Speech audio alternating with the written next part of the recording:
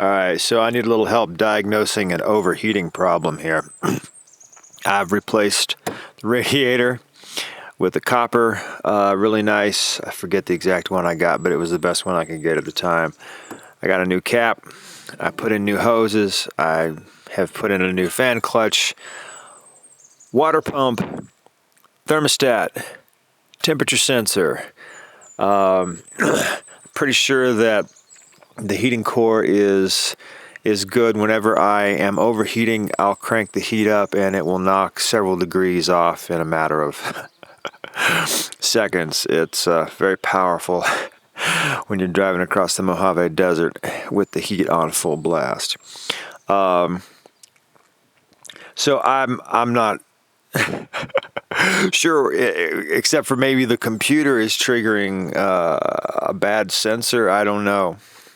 So basically what happens is whenever I'm loaded up for a trip and headed down the highway, it doesn't do it off-road, but this thing will run up here right at the second zero, and then it jumps right up to the red. Now, this was built for Canada, so this is in Celsius, so don't let the numbers freak you out there.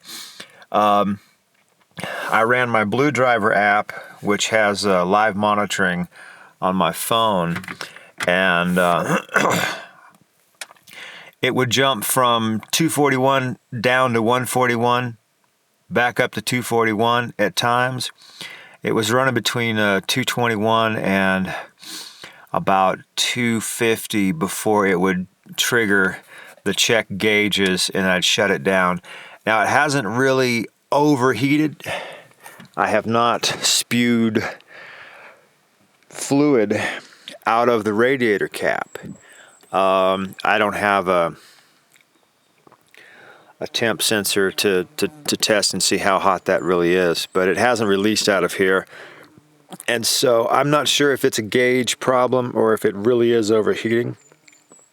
But the hottest temperature I have ran it is 255 before shutting it down. The interesting thing is if I'm on the highway and this does this, for example, it did it 10 times between Los Angeles and Mojave. Sometimes I can just shut it down while I'm coasting and wait like 30, 60 seconds, turn it back on, and it'll reset itself, and I can drive another 10, 20 minutes before it happens. Doesn't do it off-road, doesn't do it climbing in the mountains, only does it on the highway.